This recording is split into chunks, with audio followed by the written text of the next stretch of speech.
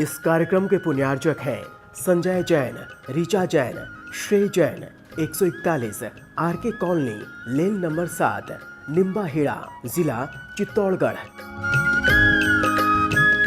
Shri Parshvanath re rolling mills limited, Durgapur 1, Varthaman, West Bengal. Amita Jain, पत्नी अनिल कुमार जैन, संगीता जैन, पत्नी विपिन कुमार जैन। मानक चंद, कमला देवी, राकेश, नीतू, ऋषभ और आयुषी मुशरफ, B123, सेठी कॉलोनी, जयपुर। जैन परिवार, शक्तिनगर, नई दिल्ली। श्रीमती शांति देवी पाटने, पत्नी श्री स्वर्गीय निर्मल कुमार जी पाटने, सुपुत्र सुरेश कुमार पाटने, विजय कुमार पाटने, अमित कुमार पाटने, इम्फाल, मणिपुर। कुसुम जैन, पत्नी श्री ऋषभ चंद जैन, नीलू जैन, पत्नी राजेश जैन एवं प्राची जैन, DLF कॉलोनी, रोहतक, हरियाणा। सरिता जैन, पत्नी प्रदीप कुमार जैन, पुत्र संचित जैन, गांधीधाम, कच्छ, गुजरात। भगवान 1008 मुनि सुब्रतनाथ मंदिर, बारामती।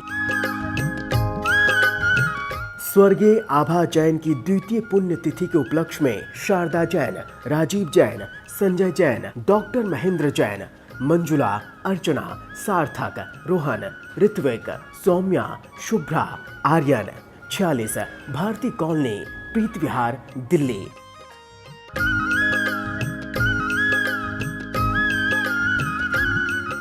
जय जिनेन्द्र। नमः श्री वर्धमानाय निर्धूत कलिलात्मने सालोकानां त्रिलोकानां यद विद्यादर्पणायते। पंच परमेष्ठी भगवान की जय। आज 8वां अंतिम अंग की चर्चा अब इस श्लोक में की जाएगी। नाम है प्रभावना अंग। अज्ञानतिमिरव्याप्ति मपाकृत्य यथा यथम् जिन शासन माहात्म्य प्रकाश स्यात् प्रभावना। बोलिए। अज्ञानतिमिरव्याप्ति मपाकृत्य यथा यथम् जिन शासन माहात्म्य प्रकाश स्यात् प्रभावना। अज्ञान रूपी तिमिर माने अंधकार के, व्याप्ति माने विस्तार को। सारी दुनिया में अज्ञान का अंधकार फैला हुआ है। सही ज्ञान जैन धर्म के अनुसार और कहीं मिलता नहीं। जैनी है कितने? 1% भी नहीं। चारों ओर अज्ञान का अंधकार है। अज्ञान का अंधकार कैसे दूर हो? निरंतर इसका चिंतन करना। पहले तो ये होना चाहिए कि जो साधर्मी है वो धर्म से विचलित ना हो, और फिर होना चाहिए अन्य में इस धर्म के महात्म कैसे मालूम पड़े। लोग कहें वास्तव में धर्म है तो जैन धर्म ही है। ऐसा क्या लिखा? अज्ञान रूपी अंधकार के विस्तार को अपाकृत्य, ये माँ इधर आ जाएगा, व्याप्तिम, विस्तार को अपाकृत्य दूर करके, यथायथम अपनी शक्ति के अनुसार। जिन शासन भगवत जिनेन्द्र तीर्थंकरों के द्वारा, जिनेन्द्र भगवान के द्वारा बताए गए जो धर्म जो है उसका नाम है जिन शासन। उसकी महात्म्य माने महिमा को प्रकाशित करना, ये प्रभावना अंग है।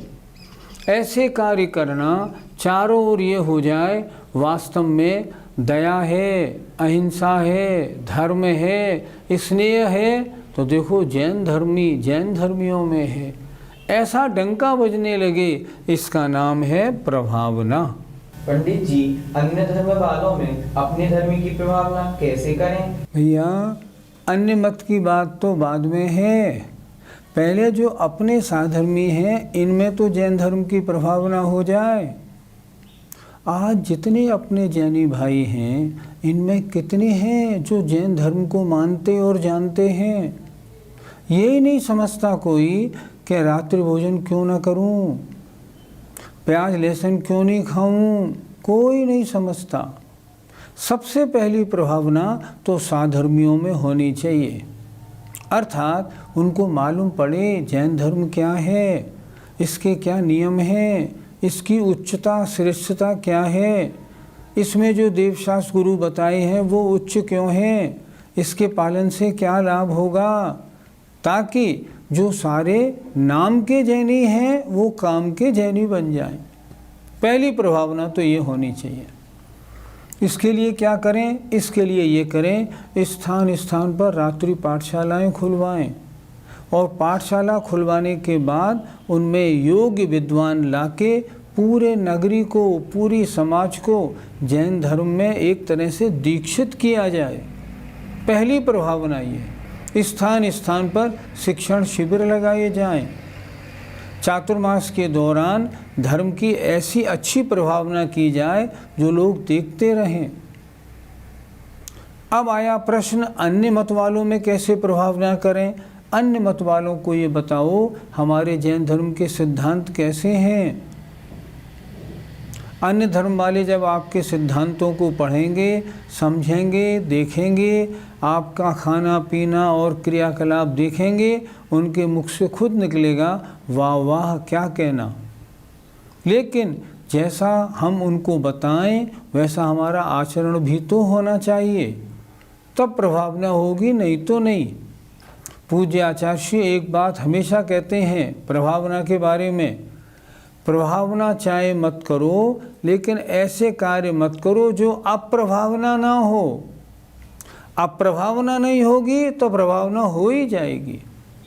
अगर आपके अपनी समाज के द्वारा कोई कार्य ऐसा नहीं किया जाता है जिसे कोई पॉइंट आउट कर सके, इसका मतलब इस धर्म में कोई गंदगी है ही नहीं, यही धर्म की प्रभावना है। पंडित जी, हमें प्रभावना के लिए किन कार्यों से बचना चाहिए? हमें ऐसे कार्य नहीं करने चाहिए जिससे धर्म को बदनामी मिले।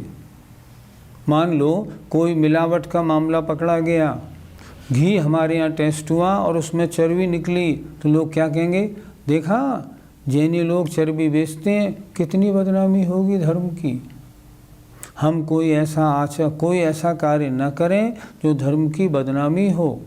दूसरी बात, हमारा आचरण भी बिल्कुल ठीक हो, तब तो जैन धर्म की प्रभावना होगी।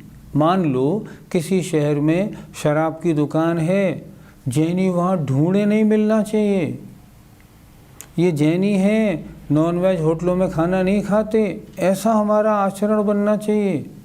हमारी ब्याह शादियों में रात्रि भोजन नहीं होना चाहिए। ये है जैन धर्म की प्रभावना। अगर हम ये कार्य करेंगे तब प्रभावना होगी। सम्यक दृष्टि क्या करता है? सम्यक दृष्टि अज्ञान तिमिर व्याप्तिम अपाकृत्यो, अज्ञान अंधकार के विस्तार को जैसे बने वैसे दूर करके सच्चे धर्म का, भगवान महावीर स्वामी का ये कहना है, लोगों को बताता है और लोगों के दिल में जैन धर्म के लिए स्थान बनाता है। जो ऐसा करता है वह प्रभावना अंग का धारी सम्यक दृष्टि होता है। तावदंजन चौरोंगे ततोऽनन्तमति स्मृताः उद्दायनस्तृतीयेऽपि तुरीये रेवती मता ततो जिनेन्द्र भक्तोऽन्यो वारिषेणस्ततः परः विष्णुश्च वज्रनामा च विष्णुस्य वज्रनामा च शेष्योर्लक्ष्यतां गतौ। शेषयोर्लक्ष्यतां गतौ। सम्यक दर्शन के 8 अंगों का वर्णन हुआ। अब किस अंग में कौन प्रसिद्ध हुआ है, किस अंग में किसकी कथा प्रसिद्ध है, ये इन 4 पंक्तियों में बताई जाएगी। तावत क्रम से अंगे, पहले अंग में अंजन चोर, प्रथम अंग निशंकित, कौन प्रसिद्ध हुआ, अंजन चोर। दूसरे में ततो, उसके बाद दूसरे में अनंतमती, निकांक्षित अंग में अनंतमती प्रसिद्ध हुई हैं। तीसरे में तीसरे में उद्दायन, उद्दायन नाम के राजा प्रसिद्ध हुए हैं।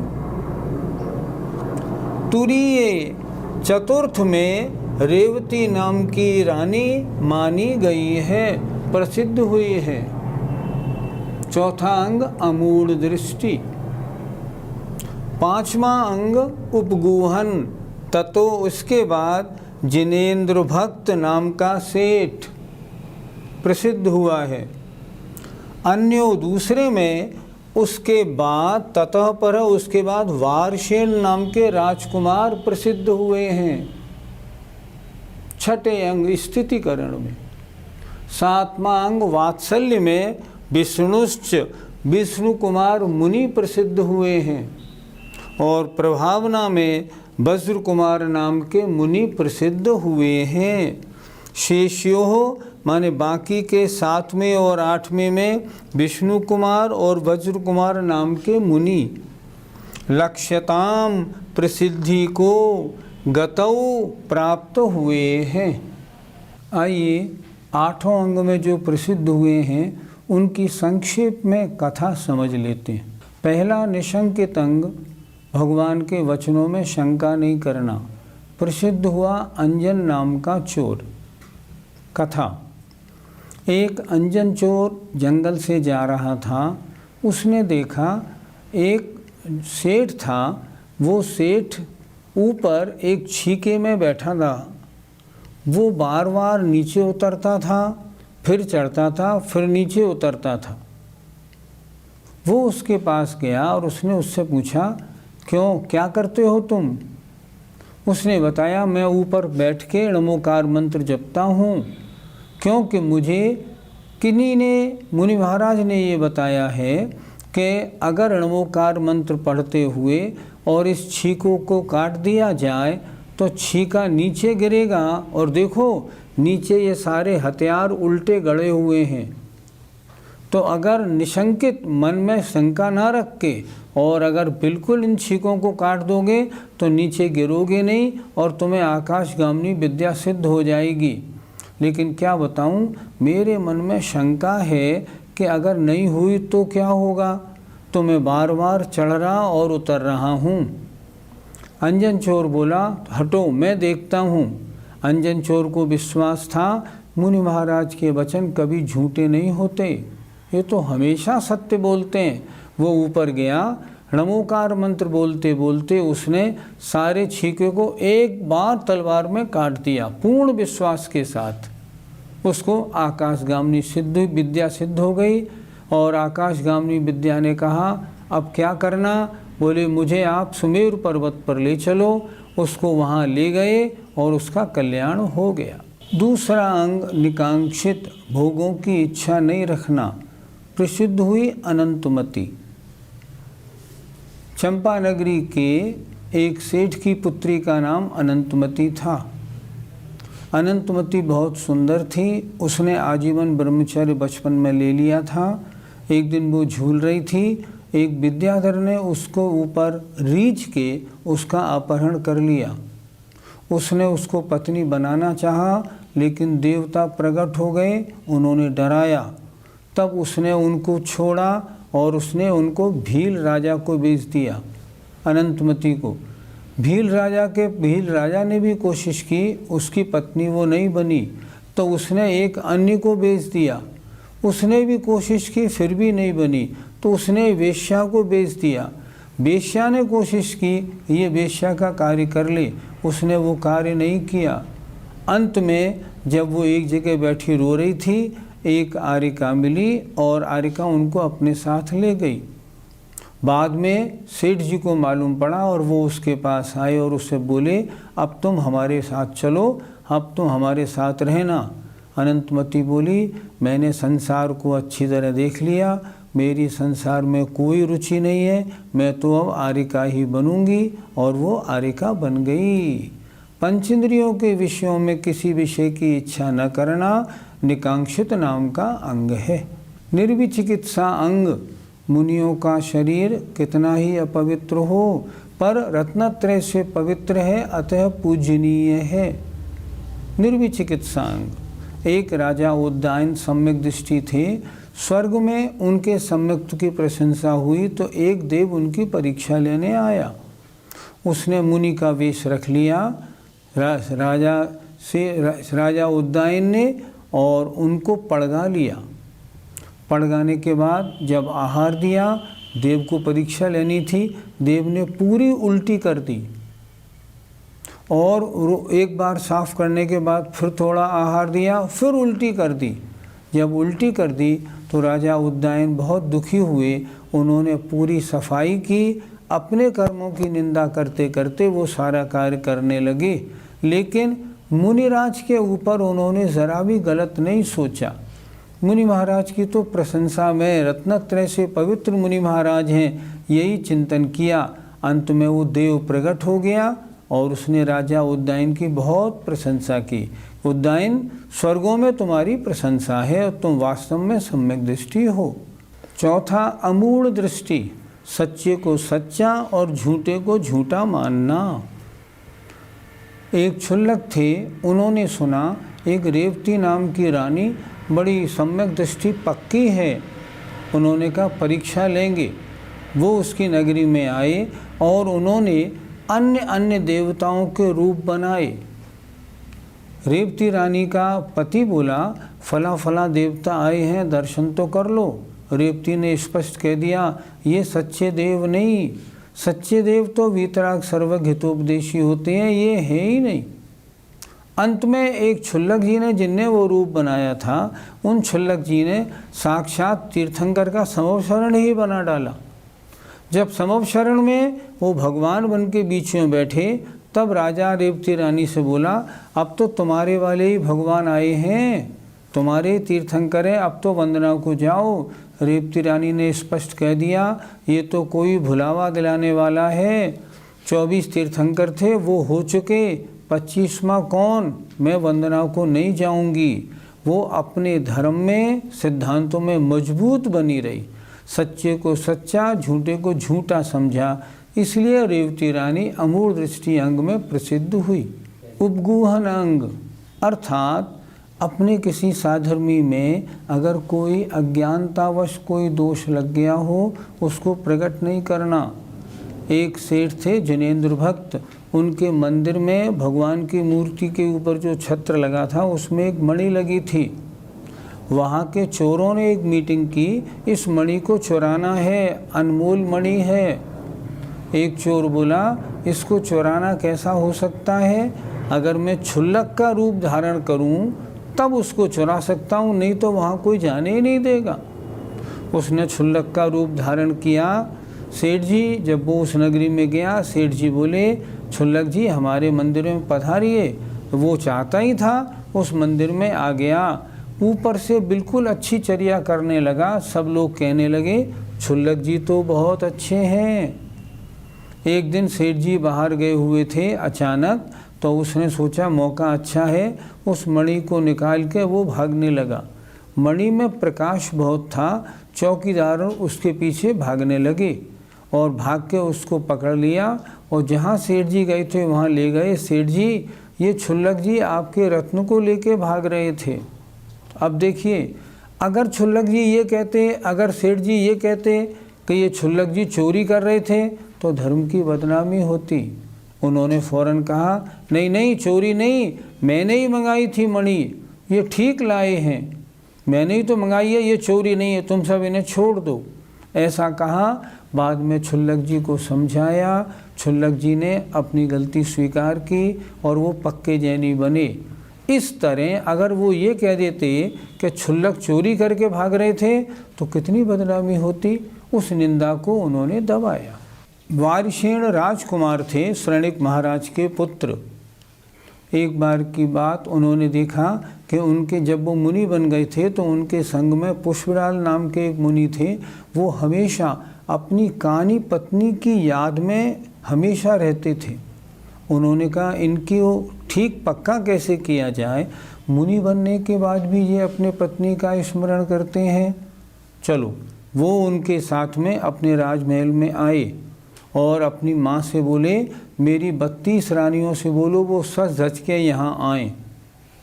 वे 32 रानियाँ सज धज के उनके सामने आईं। वारिशेण ने पुष्पलाल से कहा तुम्हारी तो पत्नी कानी है, ये 32 रानियाँ हैं और मैं यहाँ युवराज था। अब तुम यहाँ इन 32 रानियों के स्वामी बनो, युवराज पद को धारण करके रहो, कहाँ कानी के चक्कर में हो। पुष्पलाल की आंखें खुल गईं।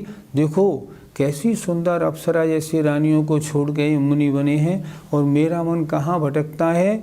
इस तरह उन्होंने वारिशेण ने उनको रास्ते पर लगाया। स्थितिकरण अंग में प्रसिद्ध हुए। 7वां वात्सल्य अंग। वात्सल्य अंग में विष्णु कुमार महामुनि महाराज प्रसिद्ध हुए हैं। हम सब रक्षाबंधन की कथा जानते हैं।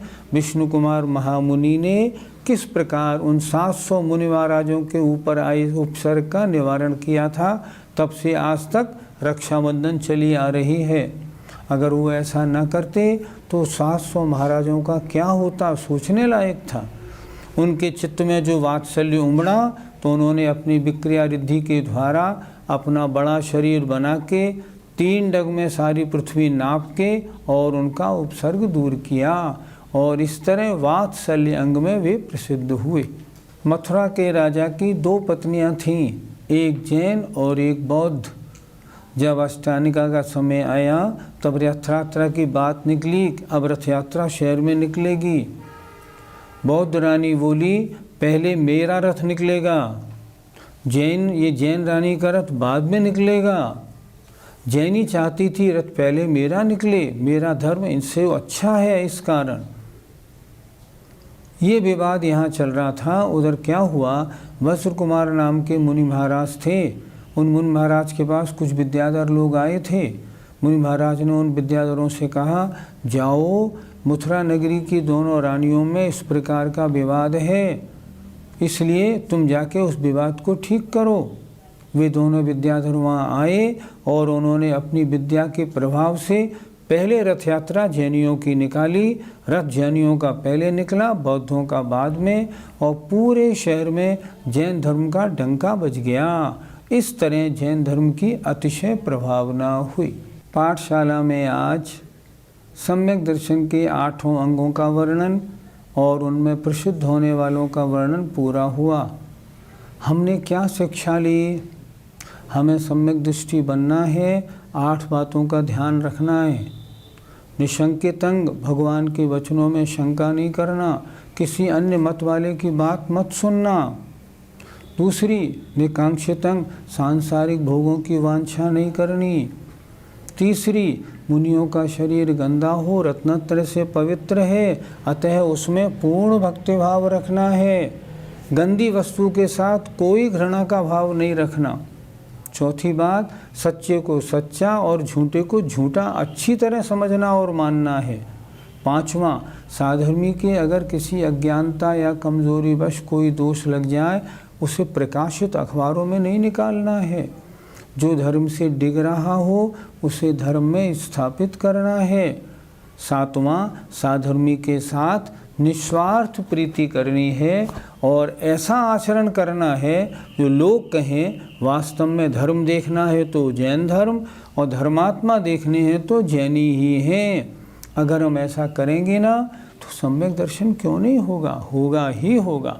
हम लोग पक्के हो जाएं, हमें इन 8 अंगों का पालन करना है, सच्चे देव शास्त्र गुरु का श्रद्धान करना है, सम्यक दृष्टि बनना है और अपनी पर्याय सफल करनी है। जय जिनेंद्र। इस कार्यक्रम के पुण्यार्जक हैं Sanjay Jain, Richa Jain, Shrey Jain, 141 RK colony, lane number 7, Nimbahera, जिला चित्तौड़गढ़।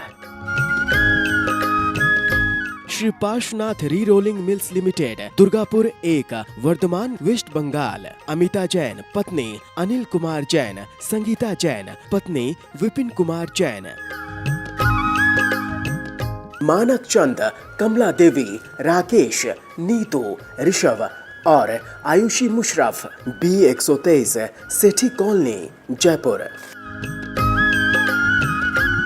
जैन परिवार, शक्तिनगर, नई दिल्ली। श्रीमती शांति देवी पाटनी, पत्नी श्री स्वर्गीय निर्मल कुमार जी पाटनी, सुपुत्र सुरेश कुमार पाटनी, विजय कुमार पाटनी, अमित कुमार पाटनी, इम्फाल, मणिपुर। कुसुम जैन, पत्नी श्री ऋषभ चंद जैन, नीलू जैन, पत्नी राजेश जैन एवं प्राची जैन, DLF कॉलोनी, रोहतक, हरियाणा। सरिता जैन, पत्नी प्रदीप कुमार जैन, पुत्र संचित जैन, गांधीधाम, कच्छ, गुजरात। भगवान 1008 मुनि सुब्रतनाथ मंदिर, बारामती। स्वर्गीय आभा जैन की द्वितीय पुण्यतिथि के उपलक्ष्य में शारदा जैन, राजीव जैन, संजय जैन, डॉक्टर महेंद्र जैन, मंजुला, अर्चना, सार्थक, रोहन, ऋत्विक, सौम्या, शुभ्रा, आर्यन, 46 भारती कॉलोनी, प्रीत विहार, दिल्ली।